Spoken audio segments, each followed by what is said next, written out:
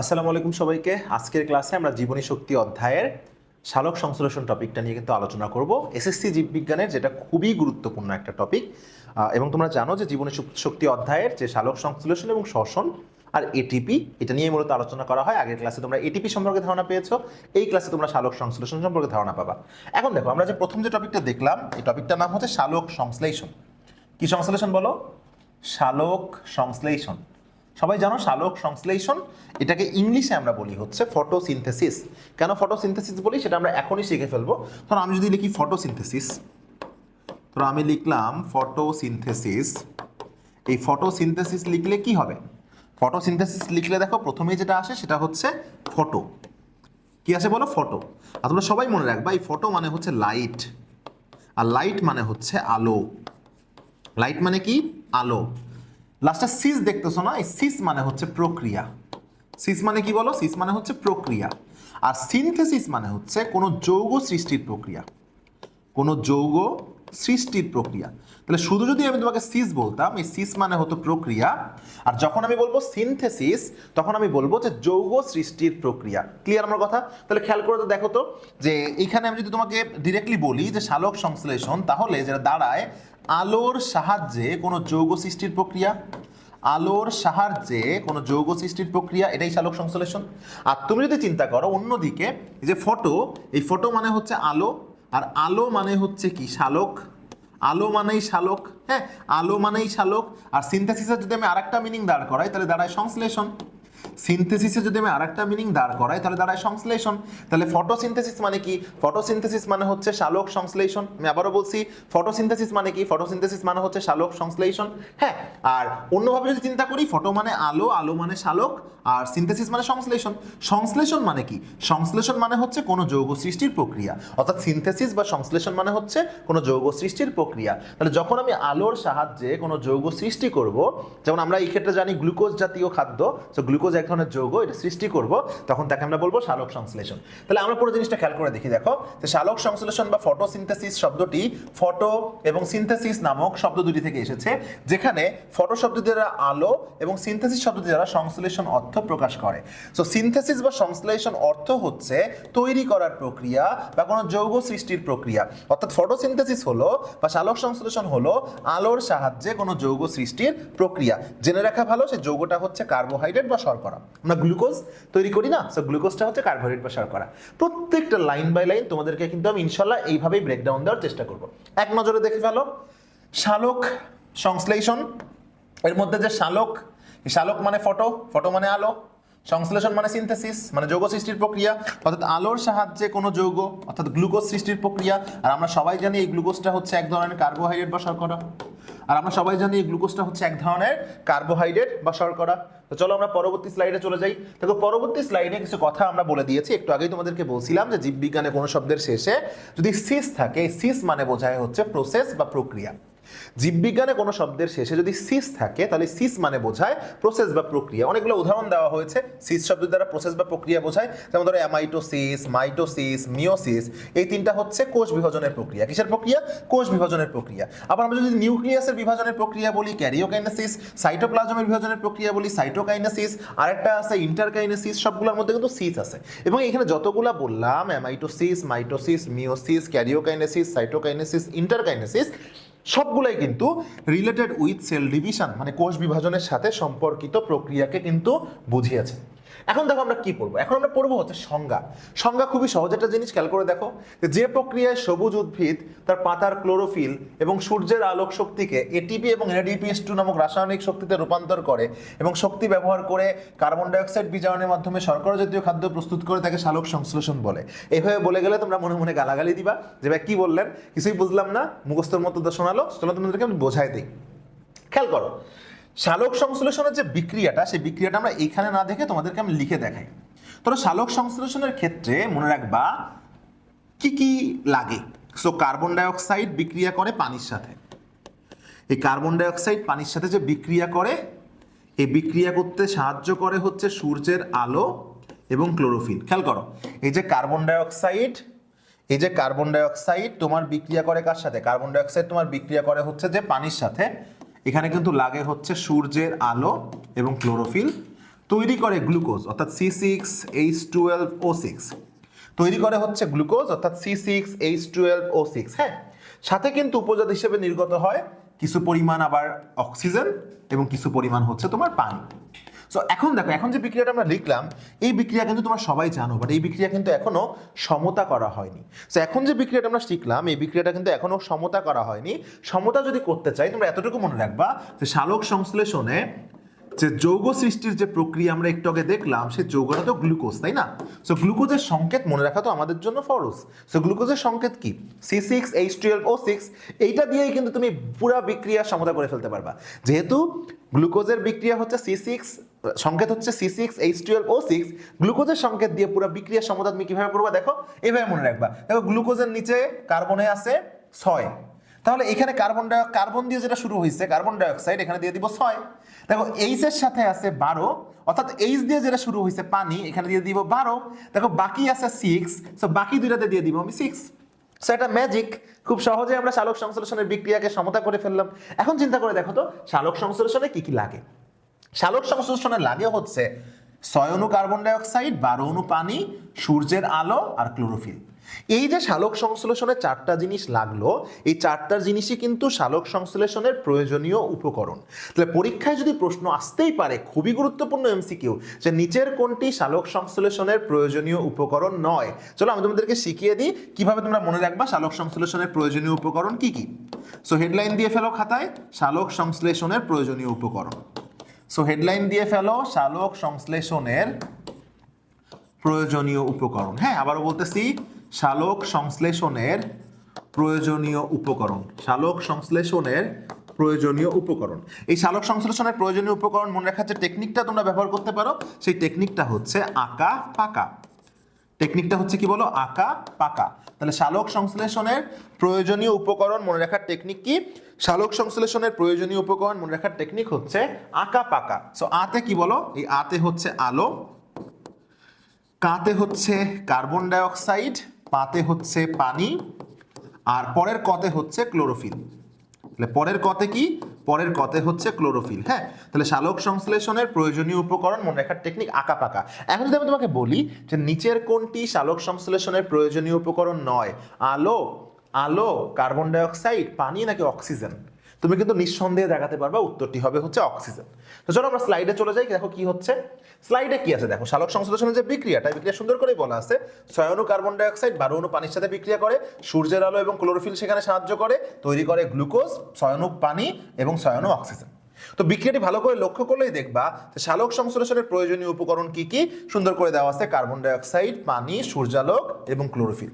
আমরা কিন্তু অলরেডি সেটা পড়ে ফেলেছি। এবং দেখো পরবর্তী স্লাইডে খুব সুন্দর করে, দেখো পরবর্তী স্লাইডে খুব সুন্দর করে বলা আছে যে মনে রাখার টেকনিক আমি দিয়ে দিয়েছি আঁকা এবং পাকা। দেখো আঁকা এবং পাকা। হ্যাঁ, আতে কি?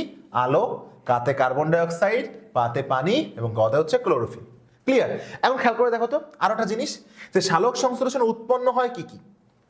খেয়াল করো, মন দিয়ে খেয়াল করো। দেখো সালোক সংশ্লেষণে আমি যদি তোমাদেরকে বলি যে সালোক সংশ্লেষণে উৎপন্ন হয় কি কি, সালোক সংশ্লেষণ উৎপন্ন হয় দেখো তাহলে পানি, অক্সিজেন, এই দুটো জিনিস কিন্তু সালোক সংশ্লেষণে উৎপন্ন হয়। এটা কিন্তু না, আমরা মনে রাখবো মূলত সালোক সংশ্লেষণে উৎপন্ন হয় হচ্ছে গ্লুকোজ। তাহলে বলো সালোক সংশ্লেষণে উৎপন্ন হয় কি?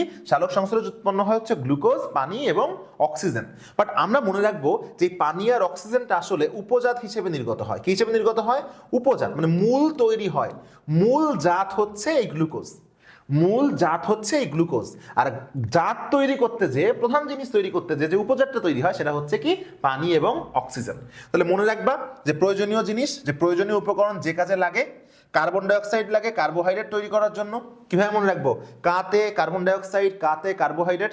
তাহলে পরীক্ষায় যদি প্রশ্ন আসে যে সালোক সংশ্লেষণের প্রয়োজনীয় উপকরণ যেগুলো রয়েছে কোনটা কোন কাজে লাগে, সালোক সংশ্লেষণের প্রয়োজনীয় উপকরণ যেগুলো রয়েছে কোনটা কোন কাজে লাগে, এভাবে মনে রাখবা। কাতে কার্বন ডাইঅক্সাইড, কাতে এটা কার্বোহাইড্রেট তৈরির জন্য লাগে। আমি দেখাচ্ছি, কা দিয়ে হয় কার্বন ডাইঅক্সাইড, কা দিয়ে হয় এটা কার্বোহাইড্রেট তৈরিতে লাগে। তাহলে কা দিয়ে হয় কার্বন ডাইঅক্সাইড, কা দিয়ে হয়, এটা কার্বোহাইড্রেট তৈরিতে লাগে। তবে পানি কি জন্য লাগে? পানি লাগে রাসায়নিক শক্তি তৈরি করার জন্য। কারণ দেখো পানিকে ভাঙলে ওর মধ্যে যে 2H+ তোমরা পাবা, ওই H+ দ্বারাই কিন্তু ATP এবং NADPH2 তৈরি করা হয়। ঠিক আছে, কেন? এটা তোমরা আরো সালোক সংশ্লেষণ প্রক্রিয়া যখন পড়াবো তখন বুঝতে পারবা। সূর্যের আলো কেন লাগে? অবশ্যই শক্তির জন্য সূর্যের আলো লাগে। সূর্যের আলো কেন লাগে? অবশ্যই শক্তির জন্য সূর্যের আলো লাগে, সৌর শক্তি আমরা ব্যবহার করি। আর একটা কথা মনে রাখবা, ক্লোরোফিল কেন লাগে? খেয়াল করো, এই যে সূর্যের আলোটাকে পাতার মধ্যে আমরা এনে ব্যবহার করি, এই যে সূর্যের আলোটাকে পাতার মধ্যে আমরা এনে ব্যবহার করি, এই সূর্যের আলোর ফোটনকে গ্রহণ করে পাতার মধ্যে গ্রহণ উপযোগী করে আনার জন্য ক্লোরোফিলটা লাগে। তাহলে দেখো, সূর্যের আলো সূর্য শক্তিকে শোষণ করে রাসায়নিক শক্তিতে রূপান্তরের জন্য কিন্তু লাগে ক্লোরোফিল। তাহলে সালোক সংশ্লেষণের প্রয়োজনীয় উপকরণ কি কি কাজে লাগে? কাতে কার্বন ডাইঅক্সাইড, কাতে কার্বোহাইড্রেট তৈরি করার জন্য লাগে, পানি রাসায়নিক শক্তি তৈরি করার জন্য লাগে, এবং সূর্যালোক লাগে শক্তির জন্য, এবং ক্লোরোফিল লাগে সৌরশক্তিকে রাসায়নিক শক্তিতে রূপান্তর করার জন্য। তাহলে এতটুকু তোমরা বুঝতেই পারলা, সালোক সংশ্লেষণ প্রক্রিয়ায় সৌরশক্তি রাসায়নিক শক্তিতে রূপান্তরিত হয়। এখন দেখো, সালোক সংশ্লেষণের উপজাত দ্রব্য তাহলে কয়টা? 2টা। সালোক সংশ্লেষণের উপজাত, জাত হচ্ছে গ্লুকোজ, জাত হচ্ছে গ্লুকোজ। তাহলে গ্লুকোজ তৈরি করতে যে উপজাত কি কি তৈরি হয়? 2টা। একটা হচ্ছে পানি এবং একটা হচ্ছে অক্সিজেন।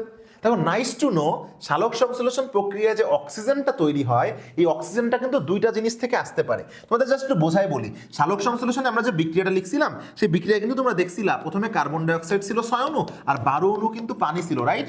এই 12 অণু পানি ছিল, এই 2টার মধ্যেই কিন্তু অক্সিজেন রয়েছে, এই 2টার মধ্যেই কিন্তু অক্সিজেন রয়েছে।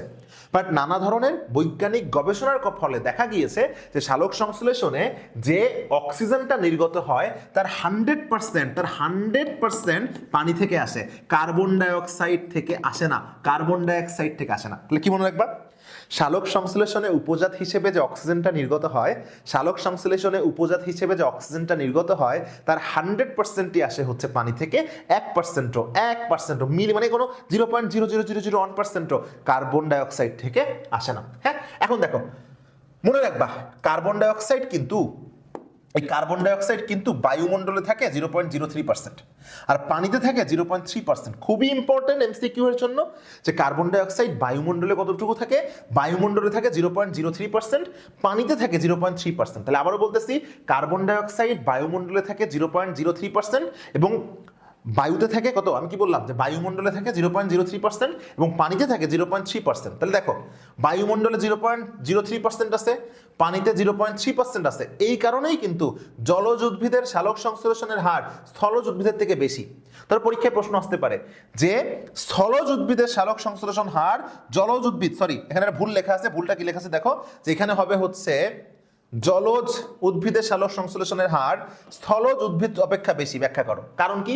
খুবই নর্মাল কথা, কার্বন ডাইঅক্সাইড সালোক সংশ্লেষণের প্রয়োজনীয় উপকরণ, তার মানে কার্বন ডাইঅক্সাইডের পরিমাণ যত বেশি হবে সালোক সংশ্লেষণের হারও তত বেশি হবে।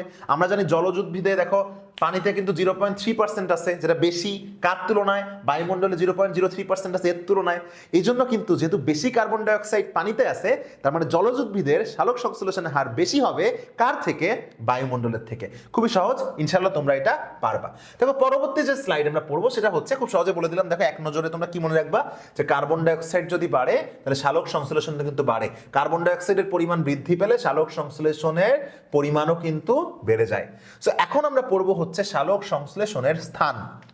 এই সালোক সংশ্লেষণ কিন্তু অনেকগুলা ধাপে আমরা জানি। যে ধরো কথার কথা, আমি যদি তোমাকে বলি যে আমার স্থান কোথায়, ধরো আমি এখন সারা পৃথিবীতে অবস্থান করছি, ভুল নয়। আমি এখন পৃথিবীর মধ্যে এশিয়া মহাদেশে অবস্থান করছি, এটাও ভুল নয়। আমি এশিয়া মহাদেশের মধ্যে বাংলাদেশে অবস্থান করছি, এটাও ঠিক। বাংলাদেশের মধ্যে আমি ধরো কথার কথা ঢাকায় অবস্থান করছি, এটাও ঠিক। ঢাকার মধ্যে ধরো আমি কথার কথা মোহাম্মদপুরে অবস্থান করছি, বা আমি ধানমন্ডিতে অবস্থান করছি, এটাও ঠিক। ধানমন্ডির মধ্যে আবার কোথায় অবস্থান করছি, এটাও কিন্তু ঠিক। তো আমরা সালোক সংশ্লেষণের স্থানগুলো বের করার চেষ্টা করব। মনে রাখবা, সাধারণত সবুজ উদ্ভিদের পাতার মেসোপিল টিস্যুর ক্লোরোপ্লাস্টে সালোক সংশ্লেষণ ঘটে। তাহলে আমরা জানি সালোক সংশ্লেষণ কিন্তু অলওয়েজ ঘটবে যে সবুজ উদ্ভিদে, সালোক সংশ্লেষণ কিন্তু অলওয়েজ ঘটবে সবুজ উদ্ভিদে। কোন উদ্ভিদে বলো? সবুজ উদ্ভিদে। এবং আমরা জানি সালোক সংশ্লেষণের জন্য যেটা দরকার সেটা হচ্ছে ক্লোরোপ্লাস্ট। আমরা জানি সালোক সংশ্লেষণের জন্য যেটা দরকার সেটা হচ্ছে ক্লোরোপ্লাস্ট, কারণ এই ক্লোরোপ্লাস্টের মধ্যেই ক্লোরোফিল থাকে, কারণ এই ক্লোরোপ্লাস্টের মধ্যেই ক্লোরোফিল থাকে। আর তোমরা জানো এই ক্লোরোফিলের কাজ হচ্ছে সূর্যের সৌরশক্তিকে রাসায়নিক শক্তি শক্তিতে পরিণত করা। এই ক্লোরোফিলের কাজই হচ্ছে সূর্যের সৌরশক্তিকে রাসায়নিক শক্তিতে পরিণত করা। তাহলে খেয়াল করে দেখো তো, সবুজ উদ্ভিদে যে ক্লোরোপ্লাস্ট থাকে, ক্লোরোপ্লাস্টের মধ্যে যে ক্লোরোফিল থাকে, ওটা যদি না থাকতো তাহলে তো সালোক সংশ্লেষণ পসিবল হতো না। আর এই সবুজ উদ্ভিদে ক্লোরোপ্লাস্ট কোথায় থাকে? মেসোফিল টিস্যুতে। আমরা জানি সবুজ উদ্ভিদে দুই ধরনের টিস্যু আছে, একটা হচ্ছে মেসোফিল টিস্যু আর একটা হচ্ছে বান্ডল সিড টিস্যু। এর মধ্যে কোথায় ক্লোরোপ্লাস্ট থাকবে? দেখো সুন্দর করে লিখে দিয়েছি, সাধারণত সবুজ উদ্ভিদের পাতার মেসোফিল টিস্যুতে ক্লোরোপ্লাস্ট থাকে এবং সেখানেই সালোক সংশ্লেষণ ঘটে থাকে। তাহলে কি কি আমরা জানবো দেখো। তাহলে সালোক সংশ্লেষণের অঙ্গ কোনটা? উদ্ভিদের সবুজ অঙ্গ, বিশেষত সবুজ পাতা। সালোক সংশ্লেষণের অঙ্গ কোনটা? উদ্ভিদের সবুজ অঙ্গ, বিশেষ করে সবুজ পাতা। পাতার অঙ্গাণু কোনটা? ক্লোরোপ্লাস্ট। খেয়াল করো, মনে রাখবা, অঙ্গের ছোট অঙ্গাণু, ডিম্ব বা ডিমের ছোট ডিম্বাণু, গ্রহের ছোট গ্রহাণু। নামের শেষে নু থাকলেই দেখবা ছোট হয়, ঠিক আছে? তোমরা যেটা ভাবছো সেটা না। যেমন ধরো অণু, পরমাণু, নু আছে ছোট। হ্যাঁ, তাহলে অঙ্গ যদি হয় সবুজ পাতা, ওই অঙ্গের অঙ্গাণু মানে ওই অঙ্গের মধ্যে কোথায় ছোট কোন জায়গায় ঘটে সেটা হচ্ছে ক্লোরোপ্লাস্ট। স্থান কি জিনিস? ক্লোরোপ্লাস্টের যে থাইলাকয়েড থাকে, তোমাদেরকে যখন আমি জীবকোষ টিস্যু অধ্যায় পড়িয়েছিলাম সেখানে আমি ক্লোরোপ্লাস্টের থাইলাকয়েড, গ্রানাম, স্ট্রোমা, স্ট্রোমা ল্যামেলাম সবকিছু পড়িয়েছিলাম। সো ক্লোরোপ্লাস্টের কোন বিশেষ জায়গাটায় এটা হয়? থাইলাকয়েডে। ক্লিয়ার? তাহলে বলো, সালোক সংশ্লেষণের অঙ্গ কোনটা? অঙ্গ হচ্ছে যে কোনো সবুজ অঙ্গ, বিশেষত সবুজ পাতা। সালোক সংশ্লেষণের অঙ্গ কোনটা? যে কোনো সবুজ অঙ্গ, বিশেষ করে সবুজ পাতা। পাতার কোথায়? তাহলে অঙ্গাণু কোথায়? ক্লোরোপ্লাস্ট। ওই অঙ্গাণুর কোন স্থানে? থাইলাকয়েড নামক জায়গায়। এখন দেখো, তাহলে মজার ছলে জানবো, আমি বলে দিয়েছি অঙ্গের ছোট অঙ্গাণু, ডিমের ছোট ডিম্বাণু, গ্রহের ছোট গ্রহাণু। হ্যাঁ, আর কিছু ভাবতে যেও না, এটুকু ভাবলেই কিন্তু হবে। এরপরে দেখো, সালোক সংশ্লেষণ প্রক্রিয়া নিয়ে আমরা এখন আলোচনা করব। সালোক সংশ্লেষণ প্রক্রিয়া এই টপিকটা যে কতবার এসএসসি পরীক্ষায় এসেছে তার কিন্তু কোনো ধারণা নাই। অনেকবার এটা এসএসসি পরীক্ষায় এসেছে। তো সালোক সংশ্লেষণের প্রক্রিয়াটা আমাদেরকে খুব ভালোভাবে বুঝতে হবে। একটা মজার জিনিস খেয়াল করো, যে সালোক সংশ্লেষণ কিন্তু অবশ্যই কোনো জানাতানা প্রক্রিয়া নয়, এটি একটি জটিল প্রক্রিয়া এবং দীর্ঘ প্রক্রিয়া। মানে আমরা জাস্ট দেখি যে আমাদের উদ্ভিদ নিজের খাদ্য নিজে তৈরি করে ফেলতেছে ও বেঁচে আছে, মানে এই না যে অনেক সহজে কাজটা করতে পারে। অবশ্যই এই প্রক্রিয়াটা একটা জটিল প্রক্রিয়া এবং অবশ্যই এই প্রক্রিয়াটা একটা দীর্ঘ প্রক্রিয়া। সর্বপ্রথম সালোক সংশ্লেষণ প্রক্রিয়াকে যে বিজ্ঞানী ভাগ করছে 1905 সালে, আর কি, আমি ইংরেজি বলতে গেলে আবার পারি না, 1905 সালে সেই বিজ্ঞানীর নাম হচ্ছে বিজ্ঞানী ব্ল্যাকম্যান। তাহলে দেখো, বিজ্ঞানী ব্ল্যাকম্যান 1905 সালে এই প্রক্রিয়াকে দুটি পর্যায়ে ভাগ করছে। তাহলে প্রথম প্রশ্ন হচ্ছে, সালোক সংশ্লেষণ কি অনেক সহজ প্রক্রিয়া? না, অনেক জটিল এবং দীর্ঘ প্রক্রিয়া। দ্বিতীয় প্রশ্ন হচ্ছে, সালোক সংশ্লেষণের প্রক্রিয়াকে দুটি পর্যায়ে ভাগ করেছেন কোন বিজ্ঞানী, কত সালে? উত্তর হচ্ছে 1905 সালে বিজ্ঞানী ব্ল্যাকম্যান সালোক সংশ্লেষণের প্রক্রিয়াকে দুটি পর্যায়ে ভাগ করছে। উনি খেয়াল করে দেখছে যে সালোক সংশ্লেষণে, সালোক মানেই তো আলোক, সালোক মানেই তো আলোক, সো আলোক লাগে। আবার কোথাও কোথাও দেখো, আমরা আলোর মধ্যে যে কাজটা করব বা আলোর দ্বারা যে কাজটা করব, আমি অন্ধকারেও কিন্তু ওইটার কোনো একটা ফল ভোগ করতে পারি।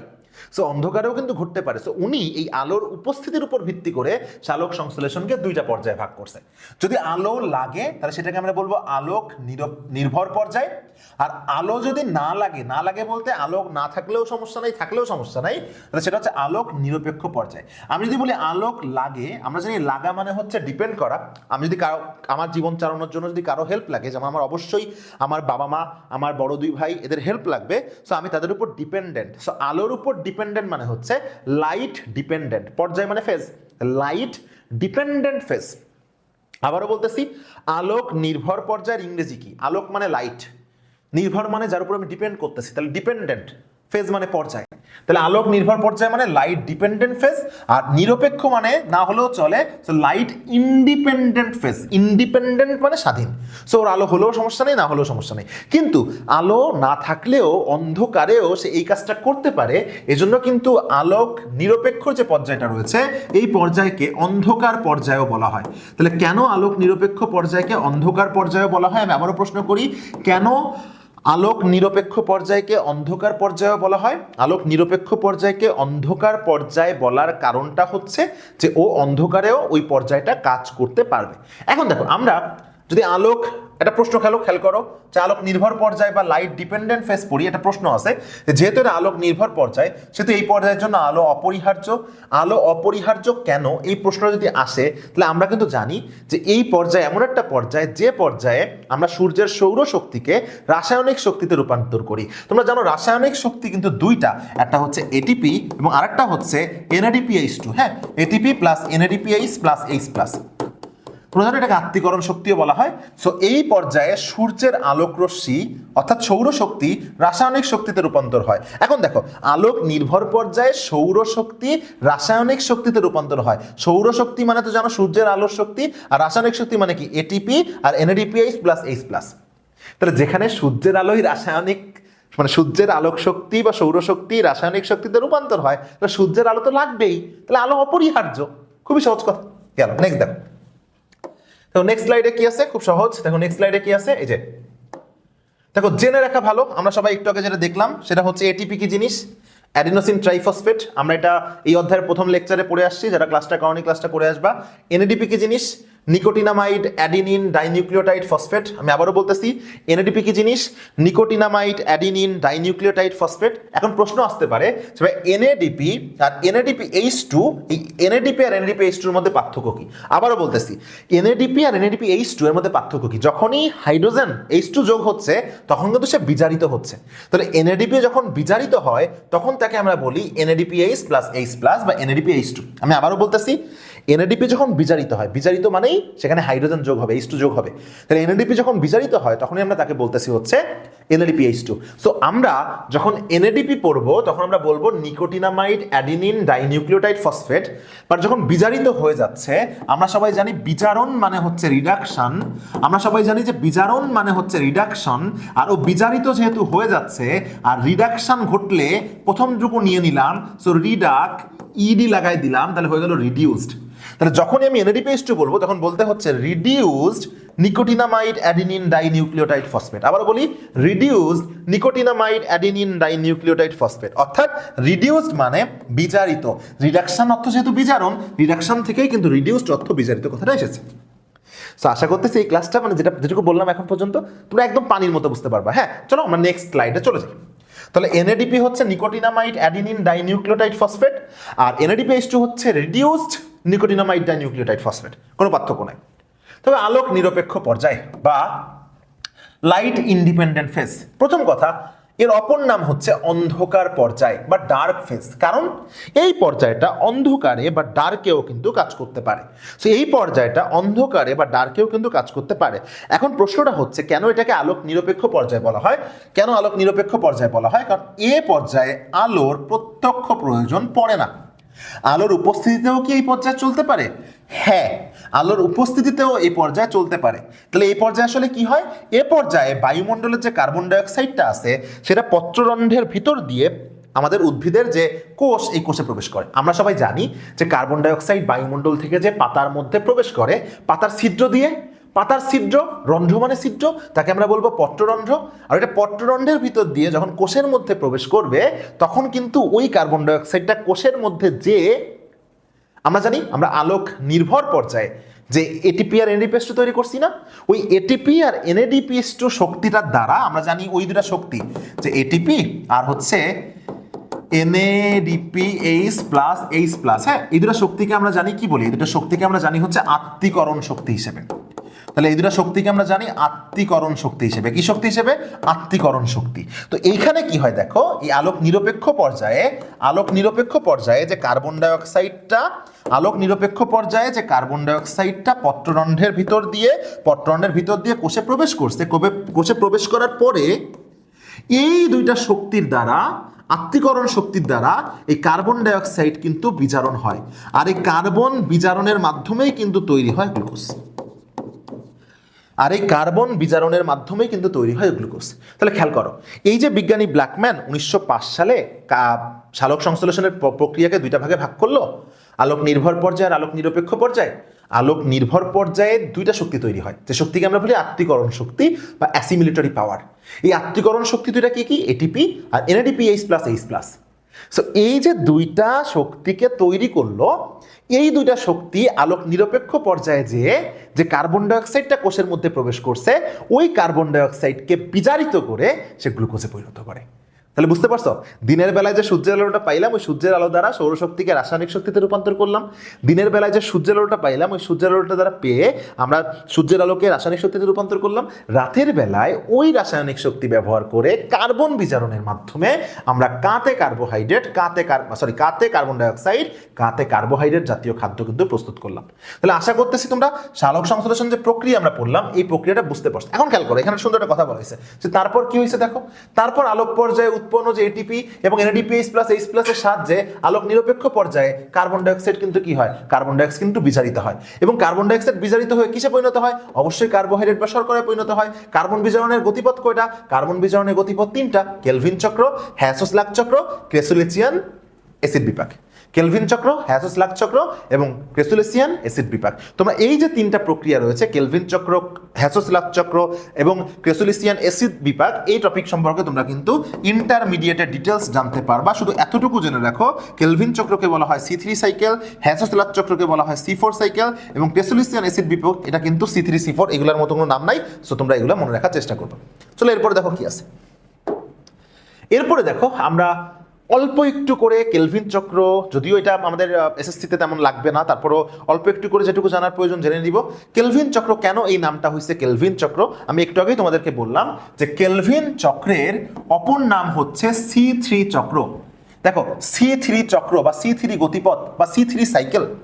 তাহলে কেলভিন চক্রের অপর নাম হচ্ছে C3 গতিপথ, C3 চক্র বা C3 সাইকেল। কেন দেখো, এটার আবিষ্কারক অবশ্যই বিজ্ঞানী কেলভিন আবিষ্কার করছে বলেই এর নাম হচ্ছে কেলভিন চক্র। দেখো 1961 সালে এসে এটা আবিষ্কার করছে বলেই কিন্তু নোবেল পুরস্কারও পায়। কারণ কেলভিন চক্র যদি আবিষ্কৃত না হইতো তাহলে কিন্তু আমরা কখনোই জানতে পারতাম না যে এই যে গ্লুকোজটা তৈরি হচ্ছে কিভাবে ধাপে ধাপে তৈরি হচ্ছে। সো আবিষ্কারকের নাম অনুসারে এর অপর নাম হচ্ছে কেলভিন বেনসন ও ব্যাসাম চক্র। কেন, কারণ কেলভিনকে বেনসন এবং ব্যাসাম নামক বিজ্ঞানী সেও কিন্তু হেল্প করছিল।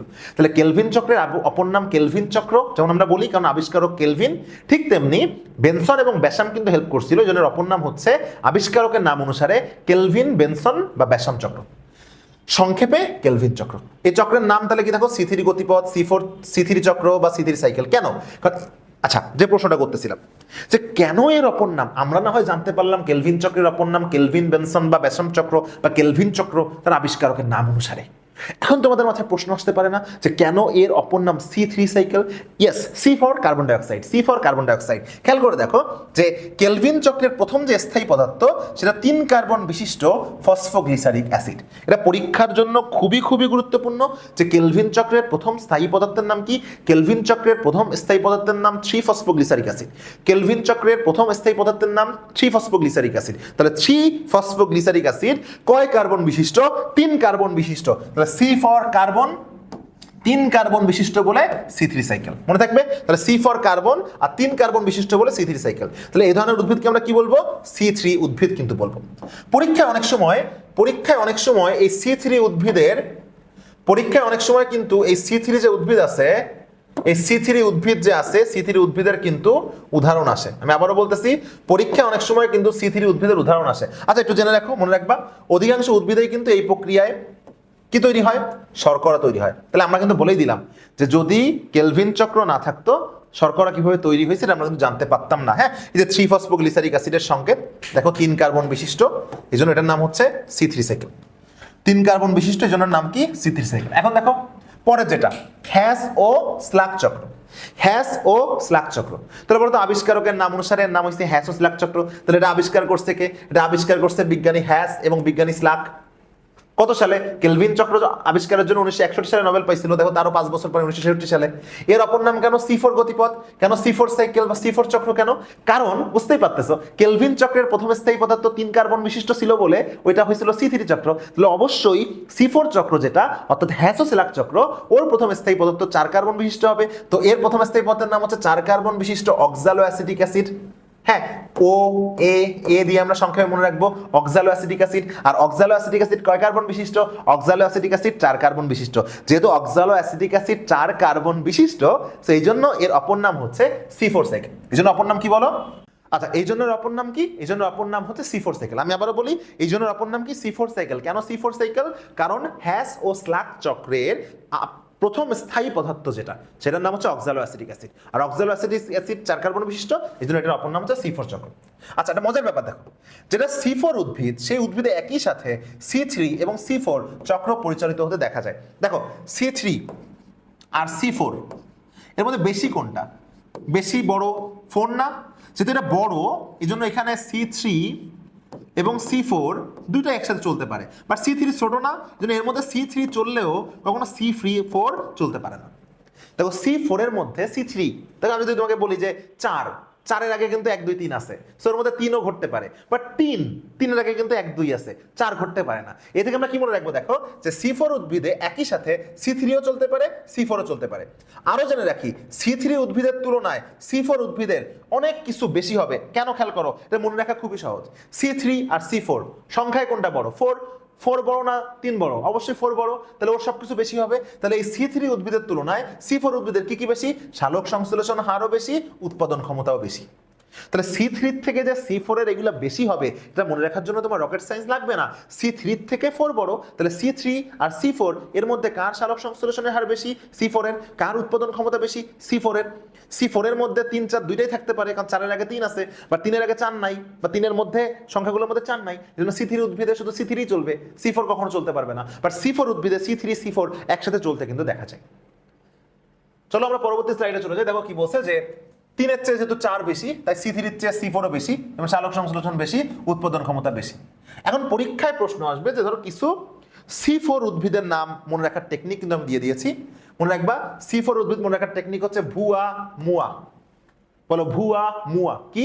ভুয়া মুয়া। আবার ভুয়া মুয়া। ভুয়া মুয়া। ভূতে ভুট্টা, আতে আখ, মুতে মুথা ঘাস, আতে অ্যামারেন্থাস। আমি আবার বলতেছি, ভুট্টা ভুয়া, ভুট্টা আতে আখ, মুয়া মুতে মুথা ঘাস, আতে অ্যামারেন্থাস। আর অ্যামারেন্থাসকে আমরা কি বলি? নোটে গাছ বলি। হ্যাঁ, এখন খেয়াল করে দেখো, তোমাকে আমি C4 পড়াইছি, তাহলে C3 কেন পড়ালাম না? C3 বাদ বাকি, মানে কি? তুমি যা জানো না তাই। C3 বাদ বাকি মানে কি? যা জানি না তাই। তার মানে কি? পরীক্ষায় যদি প্রশ্ন আসে কোনটি C4 উদ্ভিদ নয়, এই ভুয়া মুয়া বাদে যেটা সেটা। যদি বলে কোনটি C3 উদ্ভিদ নয়, তার মানে আমি কোনোটাই জানি না, বাট এই যে C4 এর যেটা জানি ওইটা অ্যান্সার। ক্লিয়ার? খুবই সহজ কথা গেল। এখন দেখো, এক নজরে আমরা সালোক সংশ্লেষণকে কি বলছি? সালোক সংশ্লেষণের দুইটা পর্যায় আছে, আলোক পর্যায় এবং আলোক নিরপেক্ষ পর্যায়। আবিষ্কার করছে ব্ল্যাকম্যান 1905 সালে। আলোক পর্যায়ে উৎপন্ন হয় এটিপি এবং ADPH+H+, এবং এখানে প্রক্রিয়া হয় দুইটা, ফটোফসফোরাইলেশন এবং ফটোলাইসিস। এই দুটো কি জিনিস একটু পরে পড়াচ্ছি। এবং এই আলোক নিরপেক্ষ পর্যায়ে উৎপন্ন হয় কার্বন ডাইঅক্সাইড, যে কার্বন ডাইঅক্সাইড বিজারিত হয়ে কিন্তু গ্লুকোজ তৈরি করে। তো এখন দেখো, দুইটা নতুন টার্ম আসলো। একটা টার্ম আসলো হচ্ছে ফটোফসফোরাইলেশন, এবং একটা আসলো হচ্ছে ফটোলাইসিস। আমি যদি আগের স্লাইডে চলে যাই, তাহলে দেখো যে দুইটা টার্ম আসলো। একটা টার্ম হচ্ছে ফটোফসফোরাইলেশন, একটা টার্ম হচ্ছে ফটোফসফোরাইলেশন, এবং একটা টার্ম হচ্ছে ফটোলাইসিস। আমি আবারও বলতেছি, ফটোফসফোরাইলেশন এবং আরেকটা নাম হচ্ছে ফটোলাইসিস। কি কি টার্ম পাইলাম? ফটোফসফোরাইলেশন এবং আরেকটা নাম হচ্ছে ফটোলাইসিস। তো চলো আমরা যদি ফটোফসফোরাইলেশন পড়তে যাই, আমরা যদি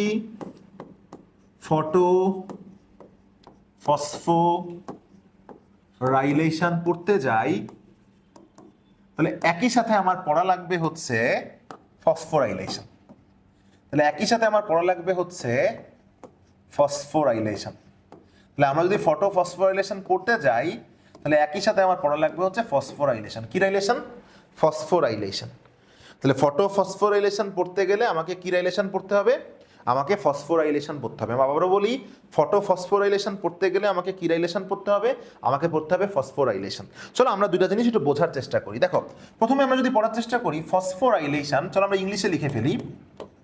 সো ফসফোরাইলেশন, যদি আমরা পড়ার চেষ্টা করি ফসফোরাইলেশন, তোমরা আজকের থেকে মৃত্যুর আগ পর্যন্ত মনে রাখার চেষ্টা করবা যে জীববিজ্ঞানে কোনো শব্দের শেষে যদি এই যে অ্যাশান থাকে, জীববিজ্ঞানে কোনো শব্দের শেষে যদি এই যে অ্যাশান থাকে, অ্যাশান, এই অ্যাশান মানে হচ্ছে প্রক্রিয়া। তাহলে জীববিজ্ঞানে কোনো শব্দের শেষে যদি অ্যাশান থাকে, এই অ্যাশান মানে হচ্ছে প্রক্রিয়া। হ্যাঁ, প্রক্রিয়া বা প্রসেস। তাহলে জীববিজ্ঞানে কোনো শব্দের শেষে যদি অ্যাশান থাকে, এই অ্যাশান মানে হচ্ছে প্রক্রিয়া বা প্রসেস। এবার দেখো, এখানে যে আছে ফসফোরাইল, কি আছে বলো? এখানে যে আছে ফসফোরাইল, আমি লিখে দিই, এখানে যে আছে ফসফোরাইল। হ্যাঁ, এই ফসফোরাইল কি জিনিস? এই ফসফোরাইলের মানে হচ্ছে addition of A phosphate group, addition of A phosphate group. আমি আবারও বলছি, দেখো, addition of A phosphate group, addition of A phosphate group. এর বাংলা করলে কি দাঁড়ায়? এর বাংলা হচ্ছে ফসফেট গ্রুপের সংযুক্তি, বা ফসফেট গ্রুপকে, অ্যাডিশন মানেও প্রক্রিয়া না, সংযুক্ত করা। হ্যাঁ, ফসফেট গ্রুপকে সংযুক্ত করা। তাহলে ফসফোরাইলেশনকে আমরা ভাঙলে দুইটা জিনিস পাই। ফসফোরাইল মানে হচ্ছে addition of A phosphate group, মানে ফসফেট গ্রুপে সংযুক্ত করা, আর অ্যাশন মানে প্রক্রিয়া। তাহলে আমি যদি দুইটা জিনিসকে এক করে দেই তাহলে কি দাঁড়াবে? আমি দুইটা জিনিসকে এক করে দিলে দাঁড়াবে হচ্ছে যে ফসফেট গ্রুপকে সংযুক্ত করার প্রক্রিয়া, ফসফেট গ্রুপকে সংযুক্ত করার প্রক্রিয়া। জিনিসটা কেমন একটু দুধভাত করে দিই তোমাদেরকে। ধরো আমরা সবাই জানি যে অ্যাডিনোসিন ডাইফসফেটে এখানে দুইটা ফসফেট আছে, এর সাথে যদি আমি একটা ইনঅর্গানিক ফসফেট যোগ করি এক্সট্রা একটা, তাহলে কিন্তু হয়ে যাবে অ্যাডিনোসিন ট্রাইফসফেট, তাই না? আবার দেখো অ্যাডিনোসিন মোনোফসফেট যেটা আছে, এই মোনোফসফেটের সাথে যদি আমি একটা ফসফেট যোগ করি তাহলে যেটা হয়ে যাবে সেটা হচ্ছে অ্যাডিনোসিন ডাইফসফেট। তাহলে এই যে দুইটা প্রক্রিয়াতেই আমি যদি তোমাদেরকে দুইটা বিক্রিয়া দেখালাম, দুইটা বিক্রিয়াতেই কিন্তু কাকে যোগ করা হয়েছে? দুইটা বিক্রিয়াতেই কিন্তু ফসফেটকে যোগ করা হয়েছে। আর আমরা একটু আগেই শিখলাম ফসফেট গ্রুপকে যে প্রক্রিয়ার মাধ্যমে যুক্ত করা হয় সেই প্রক্রিয়ার নাম হচ্ছে, এই দুটো প্রক্রিয়াই সেম, এই দুটো প্রক্রিয়ার নাম হচ্ছে ফসফোরাইলেশন।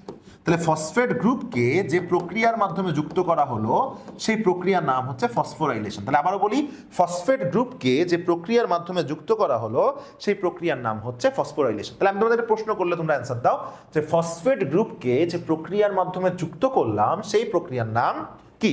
ফসফোরাইলেশন। এখন দেখো, এই যে ফসফোরাইলেশন তুমি যে শিখলা, যেখানেই তুমি ফসফোরাইলেশন শিখলা সেখানে কিন্তু ফটোফসফোরাইলেশন যদি তুমি শিখতে যাও তাহলে খেয়াল করে দেখবা এখানে যদি একটা কথা এক্সট্রা আছে, সে একটা কথা হচ্ছে ফটো। সে একটা কথা হচ্ছে কি বলো? সে একটা কথা হচ্ছে ফটো। ফটো মানে আলো, ফটো মানে কি বলো? আলো। আর ফসফোরাইলেশন মানে কি? ফসফোরাইলেশন মানে হচ্ছে ফসফেট গ্রুপকে সংযুক্ত করার প্রক্রিয়া। ফসফোরাইলেশন মানে হচ্ছে ফসফেট গ্রুপকে সংযুক্ত করার প্রক্রিয়া। তাহলে ফসফোরাইলেশন মানে হচ্ছে ফসফেট গ্রুপকে সংযুক্ত করার প্রক্রিয়া। তাহলে বলো ফসফোরাইলেশন মানে কি? ফসফোরাইলেশন মানে হচ্ছে ফসফেট গ্রুপকে সংযুক্ত করার প্রক্রিয়া। তাহলে খেয়াল করো, ফটো মানে যেহেতু আলো, তার মানে আমি যদি বলি আলোর সাহায্যে, এই আলোর সাহায্যে ফসফেট গ্রুপকে সংযুক্ত করার যে প্রক্রিয়া সেটাই ফটোফসফোরাইলেশন। আলোর সাহায্যে ফসফেট গ্রুপকে সংযুক্ত করার যে প্রক্রিয়া সেটাই ফসফোরাইলেশন। আমি আবারও বলতেছি, আলোর সাহায্যে ফসফেট গ্রুপকে সংযুক্ত করার যে প্রক্রিয়া সেটাই ফসফোরাইলেশন। তাহলে মানে যদি তুমি বলো বিক্রিয়া কি হবে ভাই? সেম বিক্রিয়া। এই যে অ্যাডিনোসিন ডাইফসফেটের সাথে আমি একটা ইনঅর্গানিক ফসফেট যোগ করলাম, করে এটা হয়ে গেছিল অ্যাডিনোসিন ট্রাইফসফেট। এই প্রক্রিয়ার নাম আমরা কি দিছিলাম? এই প্রক্রিয়ার নাম আমরা দিছিলাম ফসফোরাইলেশন। এই প্রক্রিয়ার নাম আমরা কি দিয়েছিলাম? এই প্রক্রিয়ার নাম আমরা দিয়েছিলাম হচ্ছে ফসফোরাইলেশন। তাহলে বলো এই প্রক্রিয়ার নাম আমরা কি দিয়েছিলাম? এই প্রক্রিয়ার নাম আমরা দিয়েছিলাম হচ্ছে ফসফোরাইলেশন। এখন চিন্তা করে দেখো তো, যদি এই ফসফোরাইলেশন প্রক্রিয়ায় আমি যদি এর মাথায় একটা সূর্যের আলো দিয়ে দিই, অর্থাৎ এই প্রক্রিয়ায় সূর্যের আলো সাহায্য করলো, তখন কিন্তু আমরা এই ফসফোরাইলেশনকে বলতে বাধ্য হব ফটোফসফোরাইলেশন। তাহলে যাহাই ফসফোরাইলেশন তাহাই ফটোফসফোরাইলেশন। আমি আবারও বলতেছি, যাহাই ফসফোরাইলেশন তাহাই ফটোফসফোরাইলেশন। কখন? যখন আমি ওই বিক্রিয়ায় সূর্যের আলো দিয়ে দিব। তাহলে আমি তোমাকে দুইটা বিক্রিয়া দেখাই, তোমরা জাস্ট এই দুইটা বিক্রিয়ার মধ্যে একটু কম্পেয়ার করে আমাকে বলো তো যে কোনটা ফসফোরাইলেশন আর কোনটা ফটোফসফোরাইলেশন। এই দুইটা বিক্রিয়ার মধ্যে একটু কম্পেয়ার করে বলো তো কোনটা ফসফোরাইলেশন আর কোনটা ফটোফসফোরাইলেশন। ধরো অ্যাডিনোসিন ডাইফসফেটের সাথে আমি একটা ইনঅর্গানিক ফসফেট যোগ করলাম, হয়ে গেল অ্যাডিনোসিন ট্রাইফসফেট। সেম বিক্রিয়াটা আমি দিলাম, অ্যাডিনোসিন ডাইফসফেটের সাথে একটা ইনঅর্গানিক ফসফেট যোগ করলাম, হয়ে গেল অ্যাডিনোসিন ট্রাইফসফেট। তোমাদের জন্য এই বিক্রিয়া এখন দুধ ভাত। এখন যদি আমি এই দুইটা বিক্রিয়ার মধ্যে কোনো একটা বিক্রিয়ার মধ্যে সূর্যের আলো দিয়ে দেই, তাহলে ওই বিক্রিয়াটা হয়ে যাবে ফটোফসফোরাইলেশন। আর যেটাই সূর্যের আলো দিব না ওইটা হয়ে যাবে ফসফোরাইলেশন। ক্লিয়ার? তাহলে আমরা এটা কিন্তু বলতে পারি যে সকল ফটোফসফোরাইলেশনই ফসফোরাইলেশন, বাট সকল ফসফোরাইলেশন ফটোফসফোরাইলেশন নয়। এটা মুখস্থ করার কিচ্ছু নাই। ধরো আমি যখনই বলতেছি দুইটা টার্ম, একটা টার্ম হচ্ছে ফটোফসফোরাইলেশন, একটা টার্ম হচ্ছে ফটোফসফোরাইলেশন। আমি আবারও বলি, একটা টার্ম হচ্ছে ফটোফসফোরাইলেশন, আরেকটা টার্ম হচ্ছে ফসফোরাইলেশন। খেয়াল করে দেখো তো, ফটোফসফোরাইলেশনের মধ্যে কিন্তু ফসফোরাইলেশন আছে। ফটোফসফোরাইলেশনের মধ্যে আমি আবারও দেখাই তোমাদেরকে, দেখো যে ফটোফসফোরাইলেশনের মধ্যে কিন্তু ফসফোরাইলেশন আছে, বাট ফসফোরাইলেশনের মধ্যে কিন্তু ফটোফসফোরাইলেশন নাই। তাহলে সকল ফটোফসফোরাইলেশন ফসফোরাইলেশন, বাট সকল ফসফোরাইলেশন ফটোফসফোরাইলেশন নয়। তাহলে আশা করতেছি তোমরা এই যে ফসফোরাইলেশন এবং ফটোফসফোরাইলেশন এই দুটো জিনিসের পার্থক্য মোটামুটি বুঝতে পারছো। এখন আমরা এই সংশ্লিষ্ট আরেকটা টার্ম শিখব। এই সংশ্লিষ্ট আরেকটা টার্ম কি? এই সংশ্লিষ্ট আরেকটা টার্ম হচ্ছে ডিফসফোরাইলেশন। ডিফসফোরাইলেশন, এই যে তোমরা মনে মনে ভাবতেছো ভাই আর কত ফসফোরাইলেশন আমরা দেখবো, ফটোফসফোরাইলেশন দেখলাম, শুধু ফসফোরাইলেশন দেখলাম, আবার ডিফসফোরাইলেশন আবার কি জিনিস খেয়াল করো। ডিফসফোরাইলেশন এর মধ্যে কিন্তু তোমরা এটা জানো যে ফসফোরাইলেশন মানে হচ্ছে ফসফেট গ্রুপকে যোগ করার প্রক্রিয়া, আমরা সবাই জানি। বাট ডি মানে হচ্ছে কিন্তু আবার ডিলেট। ডি মানে কিন্তু ডিলেট, তাহলে ডি ফর ডিলেট। ডিলেট মানে বাদ দেওয়া, ডিলেট মানে বাদ দেওয়া। তাহলে ডিলেট মানে যেহেতু বাদ দেওয়া, তাহলে বুঝতেই পারতেছো এখানে আমরা ফসফেট গ্রুপকে বাদ দিব। দেখো যখন আমি ফসফেট গ্রুপকে বাদ দিব, কাইন্ড অফ আমি একটা উদাহরণ দিতে পারি তোমাদেরকে। ধরো আমি দিলাম এটিপি। এই এটিপির থেকে যদি আমি একটা ফসফেটকে বাদ দেই, তাহলে তিনটা থেকে যদি আমি একটা বাদ দেই, তিনটা থেকে যদি আমি একটা বাদ দেই, তাহলে কিন্তু যেটা হবে সেটা হচ্ছে দুইটা হয়ে যাবে। সো অ্যাডিনোসিন ডাইফসফেট হয়ে যাবে, তাই না? এখন দেখো এখানে অ্যাডিনোসিন ডাইফসফেট না, এখানে দুইটা আছে, এখানে তিনটা আছে না? তাহলে এটাকে আমার সমতা করার জন্য কি করতে হবে? এখানে আমার আরেকটা ইনঅর্গানিক ফসফেট দিয়ে দিতে হবে। তাহলে এই যে আমি এটিপি থেকে একটা ফসফেটকে বাদ দিয়ে এডিপি করলাম, ডিলেট করলাম, delete for dephosphorylation. Delete for dephosphorylation, delete for dephosphorylation. এখন তুমি আমাকে একটা প্রশ্ন করতে পারো, যারা ভালো স্টুডেন্ট একটা প্রশ্ন করতে পারো যে ভাই ফসফোরাইলেশন মানে তো ফসফেট যোগ করার প্রক্রিয়া, তাহলে ডিফসফোরাইলেশনে আমি ফসফেট বাদও দিব, যোগও করবো কেমনে? খুবই সহজ, খেয়াল করো। দেখো যখন আমি এই যে এটিপি থেকে একটা ফসফেটকে বাদ দিলাম, এই বাদ দিলাম পর ডিলেট হয়ে গেল, ডি হয়ে গেল। বাট বাদ দিয়ে যখন আমি দেখো এডিপি লিখলাম, সমতা করার জন্য ঠিকই কিন্তু আমার আরেকটা ফসফেটকে যোগ করা লাগলো। তাহলে আমি বাদ দিলাম, ডিলেট হলো, ডি হলো, বাট বাদ দেওয়ার কারণে কিন্তু সমতা করতে আমার আরেকটা ফসফেট যোগ করতে হয়েছে। এটিপি ইকুয়াল টু কিন্তু এডিপি না, ATP equal to ADP plus phosphate. So একই সাথে ডিলেটও হলো, একই সাথে এইখানে ফসফোরাইলেশনও হলো। তবে একই সাথে ওইখানে ডিলেট হলো, একই সাথে এখানে কিন্তু ফসফোরাইলেশনও হলো, আবার এখানে কি হলো? এখানে কিন্তু ডিলেট হলো। তাহলে দুইটা মিলে কি দাঁড়ালো? ডিফসফোরাইলেশন। সো একদম দুধ ভাত। আশা করছি যে তোমরা এখন পর্যন্ত যেটা পড়াইছি তিনটা টার্ম, ফসফোরাইলেশন, ডিফসফোরাইলেশন এবং ফটোফসফোরাইলেশনের মধ্যে পার্থক্য বুঝতে পারছো। এখন ওইখানে আরেকটা না টার্ম ছিল, সেই টার্মটা কি? সেই টার্মটা আমরা ব্যাখ্যা করে আজকে ক্লাসটা শেষ করি। তো ওই টার্মটা ছিল হচ্ছে ফটোলাইসিস। দেখো ফটোলাইসিস, কি লাইসিস বলো? Photolysis. So we have to know what is photolysis. We have to know যে ফটোলাইসিস জিনিসটা আসলে কি। খেয়াল করে দেখো তো, ধরো এটা একটা সূর্য, এটা একটা গাছের পাতা, আমরা মাঝখানে দিলাম না কিছু বোঝানোর জন্য। সো আমরা জানি সূর্যের এই আলোটাকে গাছের পাতার মধ্যে নিয়ে আসতে সাহায্য করে ক্লোরোফিল, সূর্যের আলোর ফোটনকে নিয়ে আসতেও সাহায্য করে, তাই না? আর আমরা জানি পাতার মধ্যে কিন্তু পানি থাকে। যখনই সূর্যের আলোটা পাতার মধ্যে আসে, তখন ওই পানিটা সূর্যের সৌরশক্তির প্রভাবে ভেঙে যায়। পানি ভেঙলে কি হয়? 2H+ তৈরি হয়, আর যে অক্সিজেনটা তৈরি হয় এই অক্সিজেনটা কিন্তু প্রকৃতিতে চলে আসে। আমরা ডিটেলস বিক্রিয়া দেখালাম না, জাস্ট যেটুকু বোঝানোর দরকার সেটুকু বলতেছি, খেয়াল করো। তাহলে যখনই সূর্যের আলোকে ক্লোরোফিল সূর্যের আলোর ফোটনকে শোষণ করে পাতার মধ্যে নিয়ে আসে, তখন কিন্তু পাতার মধ্যে যে পানিটা আছে ওই পানিটা কিন্তু ভেঙে যায়, আর পানিটা কিন্তু ভেঙে যেয়ে অক্সিজেনে পরিণত হয় আর দুইটা হাইড্রোজেন আয়নে পরিণত হয়। অক্সিজেনটা প্রকৃতিতে মুক্ত হয়ে যায়, আর ওই যে দুইটা হাইড্রোজেন আয়ন আছে সেটা কিন্তু কি করে বলো? এটা কিন্তু কি করে? এটা হচ্ছে এনএডির সাথে মিলে NADPH প্লাস H+ তৈরি করে। দেখো এই যে দুইটা, এটাই কিন্তু সে 2H+। এখন খেয়াল করে দেখো এই যে এইখানে আসলে কি হলো, এখানে দেখো পানি ভেঙে গেল না? তোমরা মনে রাখবে আজকের থেকে মৃত্যুর আগ পর্যন্ত লাইসিস মানে ভেঙে যাওয়ার প্রক্রিয়া। এই লাইসিস মানে কি? লাইসিস মানে হচ্ছে ভেঙে যাওয়ার প্রক্রিয়া। আমি আবারও বলতেছি, লাইসিস মানে কি? লাইসিস মানে হচ্ছে ভেঙে যাওয়ার প্রক্রিয়া। তাহলে লাইসিস মানে ভেঙে যাওয়ার প্রক্রিয়া। এখানে কে ভেঙে গেল? পানি ভেঙে গেল না? এই পানি যে ভেঙে গেল কি দ্বারা? ফটো দ্বারা না? ফটো মানে কি? ফটো মানে হচ্ছে আলো। আমরা যদি আলো মানে শালক, শালক, তাই না? তাহলে এই যে ভেঙে গেল, দেখো আলোর দ্বারা পানি ভেঙে গেল। আমরা লাইনটা লিখি, কোথায় লিখবো? নিচে লিখি। এই যে আলোর দ্বারা পানি ভেঙে গেল, দেখো আলোর দ্বারা পানি ভেঙে গেল, আলোর দ্বারা পানি ভেঙে গেল। এই থেকেই কিন্তু নামটা হয়েছে কি দেখো, আলোর দ্বারা মানে আলো, সো ফটো, ভেঙে গেল মানে লাইসিস, পানি ভাঙলো অফ ওয়াটার। তাহলে পুরো জিনিসটাকে আমরা কি বলতে পারি, ফটোলাইসিস অফ ওয়াটার। সো আলোর দ্বারা পানি ভেঙে যাওয়া, সো আলোর দ্বারা পানি ভেঙে যাওয়াকেই বলা হয় ফটোলাইসিস অফ ওয়াটার। বা আমরা যদি এটাকে ভেঙে বলি, বাংলায় বলি, ওয়াটার মানে পানি, পানি ভেঙে যাচ্ছে আলোর দ্বারা, সো আলো মানে শালক, ভেঙে যাওয়া মানে বিভাজন, এটাকে আমরা বলবো পানির শালক বিভাজন। তাহলে তোমরা যদি পরীক্ষায় প্রশ্ন আসে যে পানির শালক বিভাজন বা ফটোলাইসিস অফ ওয়াটার কি, আমার বিশ্বাস তোমরা খুব সুন্দরভাবে বর্ণনা করতে পারবা। এই যে সূর্যের আলোর দ্বারা পানি ভেঙে গেল, প্রোটন তৈরি হলো, অক্সিজেন তৈরি হলো, সো পানি ভেঙে গেল, so photolysis of water, photo মানে আলো, লাইসিস মানে ভেঙে যাওয়া, আলোর দ্বারা ভেঙে যাওয়া, কে ভেঙে যাওয়া, পানি ভেঙে যাওয়া। সো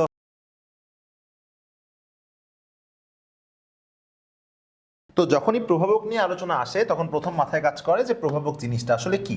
আমি আবারও বলি, যখনই প্রভাবক জিনিসটা আসে তখনই কাজ করে মাথায় যে প্রভাবক জিনিসটা আসলে কি। হ্যাঁ, সো আজকের ক্লাসে আমাদের আলোচ্য বিষয় সেটাই, যে সালোক সংশ্লেষণের যে প্রভাবক আমরা পড়বো, সাথে আমরা এটাও জানার চেষ্টা করবো যে প্রভাবক জিনিসটা আসলে কি। তোমরা মনে রাখবা, প্রভাবক হচ্ছে সে যে প্রভাবিত করে। তাহলে প্রভাবক হচ্ছে সে যে প্রভাবিত করে, আমি লিখে দেখো এখানে যে প্রভাবক হচ্ছে সে যে প্রভাবিত করে। কাকে প্রভাবিত করে, কোনো একটা বিক্রিয়াকে প্রভাবিত করে। তাহলে কাকে প্রভাবিত করে, কোনো একটা বিক্রিয়াকে প্রভাবিত করে। আর তোমরা মনে রাখবা, সো প্রভাবক বিক্রিয়াকে যে প্রভাবিত করে, কিভাবে প্রভাবিত করে, সে বিক্রিয়ার গতিকে সে ত্বরান্বিত করে। তাহলে বিক্রিয়ার গতিকে সে কি করে, ত্বরান্বিত করে।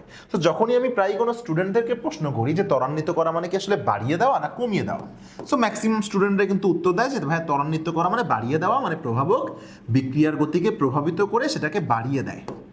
বাট মজার ব্যাপার হচ্ছে যে ত্বরান্বিত করা মানে যদি বাড়িয়ে দেওয়াই হতো, তাহলে এখানে ত্বরান্বিত লিখতো না, বাড়িয়ে দেওয়াই লিখতো। কঠিন একটা ভাষা কেন আনসার, কারণ ত্বরান্বিত করা মানে কিন্তু বাড়িয়েও দিতে পারে, আবার কমিয়েও দিতে পারে। হ্যাঁ, তো ত্বরান্বিত মানেই হচ্ছে যে বাড়িয়েও দিতে পারে, যে কমিয়েও দিতে পারে, এজন্য ত্বরান্বিত করা। তাহলে প্রভাবক কি জিনিস, যে প্রভাবিত করে বিক্রিয়ার গতিকে ত্বরান্বিত করে, মিন্স বাড়িয়েও দিতে পারে আবার কমিয়েও দিতে পারে। হ্যাঁ, চলো আমরা জিনিসটা কিন্তু সুন্দর করে এখানে একটু দেখার চেষ্টা করি যে প্রভাবক আসলে কি, যে প্রভাবিত করে। প্রভাবিত করে কি করে, বিক্রিয়ার গতিকে ত্বরান্বিত করে। ত্বরান্বিত শব্দের অর্থ কি বাড়িয়ে দেওয়া, উত্তর হচ্ছে না, বাড়িয়েও দিতে পারে আবার কমিয়েও দিতে পারে। দেখো খুব সুন্দর করে কিন্তু আমি ব্যাখ্যা করার চেষ্টা করেছি। সো প্রভাবক কত প্রকার, দেখো উত্তর হচ্ছে প্রভাবক হচ্ছে দুই প্রকার। তাহলে বলো প্রভাবক কত প্রকার, উত্তর হচ্ছে প্রভাবক দুই প্রকার। যে প্রভাবক বাইরে থেকে ক্রিয়া করে সে হচ্ছে বাহ্যিক প্রভাবক, এবং যে প্রভাবক ভিতর থেকে ক্রিয়া করে সে হচ্ছে অভ্যন্তরীণ প্রভাবক। আমি আবারও বলি, যে প্রভাবক বাইরে থেকে ক্রিয়া করে সে বাহ্যিক প্রভাবক, এবং যে প্রভাবক ভিতর থেকে ক্রিয়া করে সে হচ্ছে অভ্যন্তরীণ প্রভাবক। এর মানেটা একটু সুন্দর করে তোমাদেরকে বুঝাই বলি। ধরো কোনো একটা প্রভাবক যেটা উদ্ভিদের দেহের মধ্যে উপস্থিত আছে, তো দেহের মধ্যে উপস্থিত থেকে সে উদ্ভিদের বিক্রিয়াকে ত্বরান্বিত করতেছে, এটা হচ্ছে অভ্যন্তরীণ প্রভাবক। আবার যে প্রভাবকটা উদ্ভিদকে তার জীবনযাপন করার জন্য বা শরীরবৃত্তীয় প্রক্রিয়া পরিচালনা করার জন্য যে প্রভাবককে উদ্ভিদকে বাইরে থেকে নিতে হয়, সেটা হচ্ছে বাহ্যিক প্রভাবক। তুমি তোমার ক্ষেত্রেই চিন্তা করো না, ধরো আমি তোমার বড় ভাই, আমি তোমাকে সারাদিন পড়ালেখা করতে বললাম, যত সময় না পর্যন্ত তোমার মন তোমাকে পড়তে বলবে তত সময় পর্যন্ত বড় ভাই কেন কেউ এসে কিন্তু তোমাকে পড়াতে পারবে না। সো পড়ালেখা করতে গেলেও দুই ধরনের প্রভাবক কাজ করে। একটা প্রভাবক হচ্ছে নিজের মনের ভেতর থেকে যে অভ্যন্তরীণ প্রভাবনা কাজ করে, প্রভাবক হয় সেটা, আরেকটা হচ্ছে পরিবেশ, অর্থাৎ বাবা মা ভাই বোন, ওরাও কিন্তু তোমাকে প্রভাবিত করতে পারে। ইন দ্যাট কেস বাবা মা ভাই বোন হচ্ছে তোমার ক্ষেত্রে বাহ্যিক প্রভাবক, আর তোমার নিজের ভিতরের উদ্দীপনা মোটিভেশন হচ্ছে তোমার অভ্যন্তরীণ প্রভাবক। সাবাস। এখন দেখো, ধরো আমরা পড়বো সালোক সংশ্লেষণের যে দুইটা প্রভাবক রয়েছে, খেয়াল করো আমি একটু লিখি। দেখো সালোক সংশ্লেষণের যে দুইটা প্রভাবক রয়েছে, হ্যাঁ কি প্রভাবক, একটা আছে বাহ্যিক প্রভাবক, একটা হচ্ছে বাহ্যিক প্রভাবক, এবং অপরটা হচ্ছে অভ্যন্তরীণ প্রভাবক। তাহলে সালোক সংশ্লেষণের যে দুই ধরনের প্রভাবক রয়েছে, একটা হচ্ছে বাহ্যিক প্রভাবক আর একটা হচ্ছে অভ্যন্তরীণ প্রভাবক। তো মজার ব্যাপার হচ্ছে প্রভাবকটা পরীক্ষায় যতবারই এসে থাকে দেখা যায় যে সেটা আসলে এমসিকিউতে আসে। তো যেহেতু প্রভাবক এমসিকিউ এর জন্য হট টপিক, তো তুমি যদি বাহ্যিক প্রভাবক পড়ো তোমার অভ্যন্তরীণ প্রভাবক পড়া লাগবে না, আবার তুমি যদি অভ্যন্তরীণ প্রভাবক পড়ো তোমার বাহ্যিক প্রভাবকও পড়া লাগে না। কেন, দেখো যদি আমি বাহ্যিক পড়ে ফেলি তাহলে অভ্যন্তরীণ হচ্ছে আমি যা জানি না তাই। আমি যদি বাহ্যিক পড়ে ফেলি তাহলে অভ্যন্তরীণ হচ্ছে আমি যা জানি না তাই। কেন যা জানি না তাই, তোর পরীক্ষায় প্রশ্ন করলো কোনটি সালোক সংশ্লেষণের বাহ্যিক প্রভাবক নয়, তুমি বাহ্যিক জানো, তাহলে উত্তর কোনটা, যেটা তুমি জানো না সেটা। আবার যদি বলে কোনটি সালোক সংশ্লেষণের অভ্যন্তরীণ প্রভাবক নয়, তার মানে তুমি তিনটাই জানবা না, অপশনের একটা জানবা, সেটা হবে হচ্ছে অ্যান্সার। কেন? কারণ অভ্যন্তরীণ, নিচের কোনটি সালোক সংশ্লেষণের অভ্যন্তরীণ প্রভাবক নয়, এই প্রশ্নের মানে হচ্ছে নিচের কোনটি সালোক সংশ্লেষণের বাহ্যিক প্রভাবক। আবার নিচের কোনটি সালোক সংশ্লেষণের বাহ্যিক প্রভাবক নয়, এই প্রশ্নের মানে হচ্ছে নিচের কোনটি সালোক সংশ্লেষণের অভ্যন্তরীণ প্রভাবক। ক্লিয়ার? তাহলে বাহ্যিক প্রভাবক আমরা মনে রাখবো কিভাবে? বাহ্যিক প্রভাবক আমরা মনে রাখবো এইভাবে যে আমরা যেহেতু সালোক সংশ্লেষণের প্রভাবক পড়তেছি, খেয়াল করো, আমরা যেহেতু সালোক সংশ্লেষণের প্রভাবক পড়ছি, আমরা যেহেতু সালোক সংশ্লেষণের প্রভাবক পড়ছি, এই সালোক সংশ্লেষণ কোথায় হয়? সালোক সংশ্লেষণ হয় হচ্ছে পাতায়। সালোক সংশ্লেষণ হয় হচ্ছে পাতায়। তাহলে পাতা দেখতে গেলে তোমাকে পাতা আঁকতে হবে। তাহলে আমি যে আঁকলাম এটা কি পাতা? এটা আঁকা পাতা। তাহলে সালোক সংশ্লেষণ কোথায় হয়? পাতায়। তো পাতাটা আমি আঁকলাম, এটা কি পাতা? আঁকা পাতা। আর আমার বিশ্বাস তুমি আমার এত সুন্দর আঁকা পাতা দেখে অবাক হয়ে গেছো। তুমি এতটাই অবাক হয়ে গেছো যে অবাক হয়ে গেছে, অবাক, সো অবাক হয়ে গেছে, অবাক। তাহলে বলো সালোক সংশ্লেষণ কোথায় হয়? পাতায়। পাতা আঁকলা, সো আঁকা পাতা। আঁকা পাতা দেখে তুমি অবাক হয়ে গেছো। এখন দেখো তো আতে কি? সবাই জানো আতে হয় আলো, আতে হয় আলো, কাতে হয় কার্বন ডাই অক্সাইড, পাতে হয় পানি, তাতে একদিন তাকে না দেখলে তোমার কি বেড়ে যায়? তাপমাত্রা বেড়ে যায়। অতে হচ্ছে সে তোমার জীবনের কি? অক্সিজেন। বাতে কি? বাতে হচ্ছে বাইরে থেকে প্রাপ্ত রাসায়নিক পদার্থ। সো বাইরে থেকে প্রাপ্ত রাসায়নিক পদার্থ, আমি আবারও বলছি, বাইরে থেকে প্রাপ্ত রাসায়নিক পদার্থ। হ্যাঁ, সো এখন দেখো খতে কি? খনিজ পদার্থ। খতে কি বলো? খতে হচ্ছে খনিজ পদার্থ।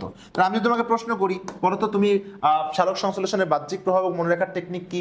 সালোক সংশ্লেষণের বাহ্যিক প্রভাবক মনে রাখার টেকনিক হচ্ছে আঁকা পাতা, অবাক, আতে আলো, কাতে কার্বন ডাই অক্সাইড, পাতে পানি, তাতে তাপমাত্রা, অতে অক্সিজেন, বাতে বাইরে থেকে প্রাপ্ত রাসায়নিক পদার্থ, আর খতে খনিজ পদার্থ।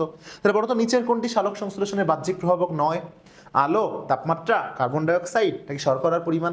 তুমি কিন্তু ঠিকই উত্তর করতে পারবা, উত্তর হবে শর্করার পরিমাণ। তাহলে বলো তো শর্করার পরিমাণ সালোক সংশ্লেষণের কি প্রভাবক?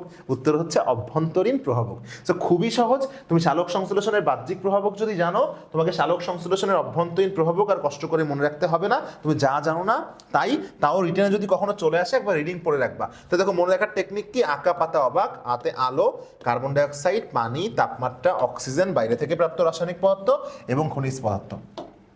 এবং কি বলতে বলো? এবং হচ্ছে খনিজ পদার্থ। ঠিক আছে, এখন দেখো প্রত্যেকটা জিনিসের কিন্তু একটু ব্যাখ্যা আমাদেরকে জানলে খুব ভালো হয়। আলো নিয়ে দেখো কি ব্যাখ্যা দেওয়া হয়েছে এখানে, যে পানি এবং কার্বন ডাই অক্সাইড থেকে শর্করা জাতীয় খাদ্য তৈরি করার জন্য প্রয়োজনীয় শক্তির যে উৎস, সেই উৎসই কিন্তু আলো। তাহলে আমরা জানি যে সালোক সংশ্লেষণ মানে হচ্ছে সূর্যের আলোর উপস্থিতিতে আমরা ক্লোরোফিল কি করে? সূর্যের আলোকে টেনে নিয়ে আসে, এবার ওইটা পানি আর কার্বন ডাই অক্সাইডের মধ্যে বিক্রিয়া ঘটায়, কাহিনীগুলো ঘটায়, তোমরা সবাই জানো। তাহলে এই পানি আর কার্বন ডাই অক্সাইড থেকে শর্করা জাতীয় খাদ্য তৈরি করার জন্য যে শক্তিটা লাগে, এই উৎসটাই কিন্তু সূর্যের আলো। হ্যাঁ, এবং সূর্যালোক কিন্তু ইভেন ক্লোরোফিল সৃষ্টি করতেও সাহায্য করে, অর্থাৎ উদ্ভিদে ক্লোরোপ্লাস্টের ভিতর ক্লোরোফিল সৃষ্টি করতেও কিন্তু সূর্যের আলো সাহায্য করে। হ্যাঁ, তো সূর্যের আলোর প্রভাবেই পত্রন্ড খুলে যায়, পত্রন্ড খুলে গেলে কার্বন ডাই অক্সাইড পাতার ভিতরে প্রবেশ করতে পারে। আর তোমরা সবাই জানো এই কার্বন ডাই অক্সাইড বিজারিত হয়ে কার্বোহাইড্রেটে পরিণত হয়, এটা আমরা সালোক সংশ্লেষণ প্রক্রিয়ায় পড়ছি। তাহলে খেয়াল করে দেখো তো, এই যে সালোক সংশ্লেষণে সূর্যের আলো কি কি কাজে লাগলো? প্রথমত সে পানি এবং কার্বন ডাই অক্সাইডের মাধ্যমে কিন্তু বিক্রিয়া ঘটায়, সে যে গ্লুকোজ তৈরি করলো, এই প্রক্রিয়া সে সৌরশক্তি যে শক্তি লাগে সেই শক্তিটার উৎস হিসেবে সে কাজ করলো, ক্লোরোফিল সৃষ্টিতেও ভূমিকা পালন করলো।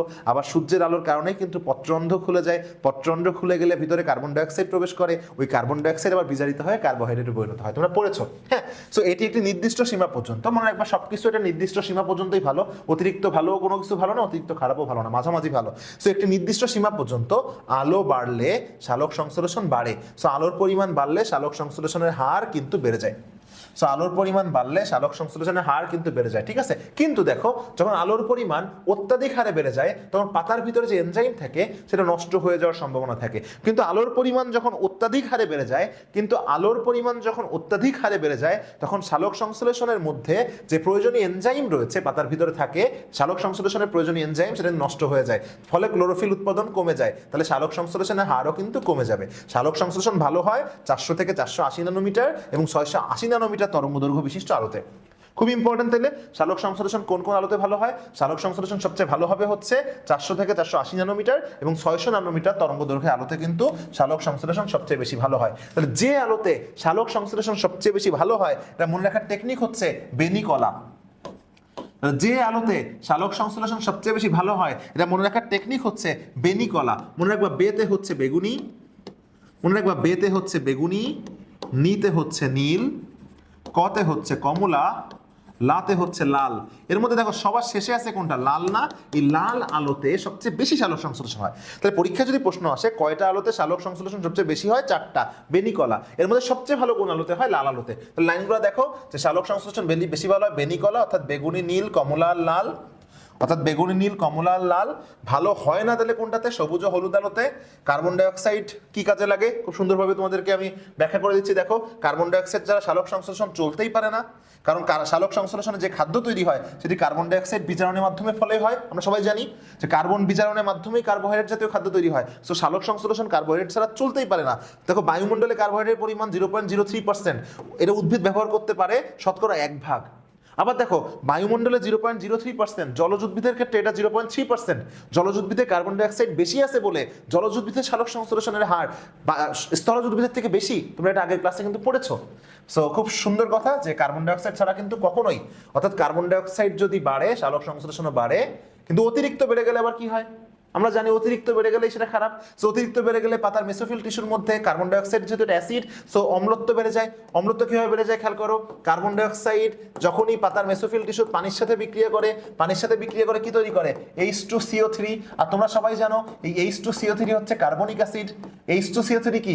এই H2CO3 হচ্ছে কার্বনিক অ্যাসিড। তাহলে অম্লত্ব বেড়ে যায় না? কার্বন ডাইঅক্সাইডের ফলে অ্যাসিড বেড়ে যায় না? তাহলে দেখো যখন অতিরিক্ত বেড়ে যাবে তখন পাতার মেসোফিল টিস্যুর অম্লত্ব বেড়ে যায়, ফলে পত্ররন্ধ্র বন্ধ হয়ে যায়। আর আমরা জানি পত্ররন্ধ্র বন্ধ হয়ে গেলে সালোক সংশ্লেষণের হার অনেক কমে যায় এবং সেটা একসময় বন্ধও হয়ে যেতে পারে। এরপর দেখো কি আছে? পানি। তো সালোক সংশ্লেষণে পানির প্রয়োজন কেন? অবশ্যই প্রয়োজন। কেন প্রয়োজন? কারণ শর্করা তৈরির জন্য কার্বন ডাইঅক্সাইডকে বিজারণ ঘটাতে হবে, আর বিজারণ ঘটাতে গেলে বিজারণের জন্য H+ লাগবে। আর এই H+ আয়নটা কোত্থেকে আসে? এই H+ আয়নটা কিন্তু পানির থেকেই কিন্তু আসে। ক্লিয়ার আমার কথা? তাহলে সালোক সংশ্লেষণ হতে গেলে কার্বন যে বিজারণ ঘটাতে হবে, কার্বন বিজারণ মানে আমি জানি হাইড্রোজেন আয়ন লাগবে, আর ওই হাইড্রোজেন আয়নটা কিন্তু ওই যে পানির সালোক বিভাজনের ফলে যে হাইড্রোজেন আয়নটা তৈরি হয় ওইখান থেকে কিন্তু আসবে। তাহলে সালোক সংশ্লেষণের জন্য পানি কিন্তু খুবই গুরুত্বপূর্ণ। তাপমাত্রা খেয়াল করে দেখো সালোক সংশ্লেষণের কোন তাপমাত্রায় চলতে পারে না? উত্তর হচ্ছে অনেক কম তাপমাত্রায়, আবার অনেক বেশি তাপমাত্রায়। তো অনেক কম তাপমাত্রায় কোনটা? 0 ডিগ্রি সেলসিয়াসের কাছাকাছি সালোক সংশ্লেষণ চলতে পারে না। অতি উচ্চ তাপমাত্রায় কোনটা? 45 ডিগ্রির উপরে সালোক সংশ্লেষণ চলতে পারবে না। অর্থাৎ অতিরিক্ত নিচে নামাও ভালো না, অতিরিক্ত উপরে ওঠাও ভালো না। তাহলে 0 ডিগ্রির কাছাকাছিও চলতে পারে না, 45 ডিগ্রির উপরেও কিন্তু চলতে পারে না। তাহলে যে আলোতে সালোক সংশ্লেষণ সবচেয়ে ভালো হয় সেই তাপমাত্রা, সরি আমি আলো বলছি ভুল করে, যে তাপমাত্রায় সালোক সংশ্লেষণ সবচেয়ে ভালো হয় তাকে বলা হয় পরিমিত তাপমাত্রা বা অপটিমাম টেম্পারেচার। এমসিকিউ এর জন্য যেটা ভেরি ভেরি ইম্পর্টেন্ট, এই পরিমিত তাপমাত্রা বা অপটিমাম টেম্পারেচার হচ্ছে 22 থেকে 35 ডিগ্রি সেলসিয়াস। অর্থাৎ যখনই 22 ডিগ্রি সেলসিয়াসের নিচে যত যাবে তত, এবং 35 ডিগ্রির উপরে যত যাবে তত সালোক সংশ্লেষণের হার কমতে থাকবে। অর্থাৎ কি দেখো 22 ডিগ্রি থেকে 35 ডিগ্রির মধ্যে সালোক সংশ্লেষণ সবচেয়ে ভালো হয়। তাহলে 22-এর নিচে গেলেও সালোক সংশ্লেষণ কমবে, 35-এর উপরে গেলেও সালোক সংশ্লেষণ কিন্তু কমবে। তাহলে আশা করি তোমরা সালোক সংশ্লেষণে আলো সম্পর্কে বুঝতে পারছো। এখন দেখো অক্সিজেন, বাতাসে অক্সিজেনের ঘনত্ব যদি বেড়ে যায় তাহলে সালোক সংশ্লেষণ তো কমে যায়। কেন? আমরা দেখছি যে সালোক সংশ্লেষণে অক্সিজেন কিন্তু উপজাত হিসেবে নির্গত হয়, আর যা নির্গত হয় একটা জিনিস খেয়াল করো, সালোক সংশ্লেষণ হয়ই কেন? গ্লুকোজ তৈরি করার জন্য, অক্সিজেন তৈরি করার জন্য, পানি তৈরি করার জন্য। এখন বাতাসে যদি আগের থেকে অক্সিজেনের পরিমাণ বেশি থাকে, বাতাসে যদি আগের থেকে অক্সিজেনের পরিমাণ বেশি থাকে তাহলে তো আমার সালোক সংশ্লেষণে আর অত অক্সিজেন তৈরি করার দরকার নাই, তো তখন কিন্তু সালোক সংশ্লেষণ কমে যায়। তাহলে যখনই বাতাসে অক্সিজেনের ঘনত্ব বেড়ে যায় তখন কিন্তু সালোক সংশ্লেষণ কমে যায়। আর অক্সিজেনের ঘনত্ব যদি কমে যায় তাহলে উল্টোটা হবে, অর্থাৎ সালোক সংশ্লেষণ বেড়ে যাবে। ক্লিয়ার? তাহলে অক্সিজেন বিহীন পরিবেশে কি সালোক সংশ্লেষণ সবচেয়ে ভালো হবে? উত্তর হচ্ছে না। অক্সিজেন বিহীন পরিবেশে সালোক সংশ্লেষণ সম্পূর্ণ বন্ধ থাকে। তাহলে কি বললাম খেয়াল করো, বাতাসে সালোক সংশ্লেষণ যত বাড়বে, বাতাসে অক্সিজেন যত বাড়বে সালোক সংশ্লেষণ তত কমবে। তাহলে বাতাসে অক্সিজেন যত কমবে সালোক সংশ্লেষণ তত বাড়বে। তার মানে কি অক্সিজেন কম থাকলে ভালো না? হ্যাঁ, কম থাকলে ভালো, বাট শূন্য থাকলে ভালো না। যদি শূন্য হয়ে যায় অক্সিজেনের পরিমাণ তাহলে সালোক সংশ্লেষণ কিন্তু একদমই বন্ধ হয়ে যাবে। জেনে রাখা ভালো, সালোক সংশ্লেষণে যা যা উৎপন্ন হয় এবং উপজাত হিসেবে নির্গত হয় এইগুলো যদি বেড়ে যায় তাহলে সালোক সংশ্লেষণ কিন্তু কমে যায়। তাহলে সালোক সংশ্লেষণে যা যা উৎপন্ন হয় বা উপজাত হিসেবে নির্গত হয় সেইগুলো যদি বেড়ে যায় তাহলে সালোক সংশ্লেষণ কমে যায়। আর যদি খেয়াল করো, আমি দেখাই তোমাদেরকে, জাস্ট একটু একটা বিক্রিয়ার মাধ্যমে দেখাই, খেয়াল করো। এই যে কই গেল সরি, এটা এখানে নাই। তার আমি যে তোমাকে বললাম, দেখো আমি জাস্ট একটা বিক্রিয়া দেখাই দিই। এই যে 6 অণু কার্বন ডাইঅক্সাইড, 12 অণু পানি, সূর্যের আলো, ক্লোরোফিল, তৈরি হয় C6H12O6 প্লাস C6 অণু অক্সিজেন প্লাস 6 অণু পানি। এর মধ্যে দেখো উপজাত হিসেবে নির্গত হয় কোনটা কোনটা? উপজাত হিসেবে নির্গত হয় যে অক্সিজেন না? তাহলে অক্সিজেনের পরিমাণ বেড়ে গেলে সালোক সংশ্লেষণ কি হবে? কমে যাবে। আবার দেখো কার্বন ডাইঅক্সাইড বেড়ে গেলে, পানি বেড়ে গেলে, সূর্যের আলো বেড়ে গেলে, ক্লোরোফিল বেড়ে গেলে সালোক সংশ্লেষণ বেড়ে যাবে। লাস্ট কি দেখো? খনিজ লবণ। সো সালোক সংশ্লেষণের অন্যতম প্রধান উপাদান হচ্ছে ক্লোরোফিল। আর ক্লোরোফিলের প্রধান উপকরণ কি কি? নাইট্রোজেন ও ম্যাগনেসিয়াম। সালোক সংশ্লেষণের অন্যতম প্রধান উপাদান ক্লোরোফিল। আর ক্লোরোফিলের প্রধান উপাদান কি? ক্লোরোফিলের প্রধান উপাদান হচ্ছে নাইট্রোজেন ও ম্যাগনেসিয়াম। তাহলে এগুলো কি পদার্থ? এগুলো খনিজ পদার্থ। তাহলে চিন্তা করে দেখো খনিজ পদার্থের কত গুরুত্ব রয়েছে। সো অন্যদিকে খেয়াল করো, যদি আরেকটা খনিজ পদার্থ লোহা যদি না থাকে তাহলে ক্লোরোফিল তৈরি করতে পারে না, তখন ক্লোরোফিলের অভাবে কি হয়? পাতা হলুদ হয়ে যায়, ফলে সালোক সংশ্লেষণের হার কমে যায়। সহজ কথায় খনিজ লবণ সালোক সংশ্লেষণের খুবই গুরুত্বপূর্ণ একটা উপাদান, কারণ সালোক সংশ্লেষণে যে ক্লোরোফিল লাগে সেই ক্লোরোফিলের প্রধান উপাদান নাইট্রোজেন এবং ম্যাগনেসিয়ামে কিন্তু খনিজ পদার্থ। সো খনিজ পদার্থ যদি যত বেশি থাকবে তত ক্লোরোফিল তৈরি বেশি হবে, তত সালোক সংশ্লেষণের হারও বেশি হবে। সো আশা করছি তোমরা আজকের ক্লাসের মাধ্যমে সালোক সংশ্লেষণের বাহ্যিক প্রভাবক বুঝতে পেরেছো। মনে রাখবা, সালোক সংশ্লেষণের বাহ্যিক প্রভাবক যদি তুমি বুঝছো, সো অভ্যন্তরীণ প্রভাবক বাদ বাকি তাও তুমি একবার রিডিং করে ফেলবা। আরেকটা কথা, লাস্ট থেকে গেছে রাসায়নিক পদার্থ। বাতাসে কিছু রাসায়নিক পদার্থ যেমন সালফাইড, হাইড্রোজেন সালফাইড, মিথেন, কোনো বিষাক্ত গ্যাস থাকলে সালোক সংশ্লেষণে ব্যাঘাত ঘটে বা কখনো কখনো একেবারেই বন্ধ হয়ে যেতে পারে। আর অভ্যন্তরীণ প্রভাবের ক্ষেত্রে কি বললাম, যা তুমি জানো না তাই, তারপরও আমি এখানে ব্যাখ্যা করার জন্য কিছু জিনিস লিখে রেখেছি, তোমরা একবার রিডিং পড়ে নিবা, তোমাদের জন্য ভালো হবে। দেখো আমি সরে যাচ্ছি, তোমরা একবার রিডিং পড়ে নিবা। সালোক সংশ্লেষণের অভ্যন্তরীণ প্রভাবকগুলো আমি প্রথম থেকে শুরু করতেছি। ক্লোরোফিল সম্পর্কে কিছু কথা বলা আছে, দেখো পাতার বয়সের সংখ্যা সম্পর্কে কিছু কথা বলা আছে, এবং দেখো এদিকে শর্করার পরিমাণ সম্পর্কে কিছু কথা বলা আছে, পটাশিয়াম সম্পর্কে কিছু কথা বলা আছে, এনজাইম সম্পর্কে কিছু কথা বলা আছে। তো যে জিনিসগুলো সম্পর্কে কথা বলা রয়েছে সেই জিনিসগুলো তোমরা একবার একটা স্ক্রিনশট দিয়ে নাও। তোমরা কিন্তু সুন্দর করে, আমি আরেকবার প্রথমে যাচ্ছি, দেখো সবগুলা সম্পর্কে আমি তোমাদেরকে টাইম দিলাম স্ক্রিনশট দিয়ে নিতে। তো তোমরা একবার রিডিং পড়বে, এত সুন্দর করে আমি এখানে লিখেছি যে আশা করছি তোমরা এটা বুঝতে গেলে খুব সহজ হবে। সো এমসিকিউ এর ক্ষেত্রে একটা জানলে আর একটা জানা লাগে না, রিটেনের জন্য একবার রিডিং পড়ে ফেলবা। তো দেখা হবে পরবর্তী ক্লাসে, সেই পর্যন্ত সবাই ভালো থাকো, সুস্থ থাকো। আসসালামু আলাইকুম ওয়া রাহমাতুল্লাহি ওয়া বারাকাতুহু।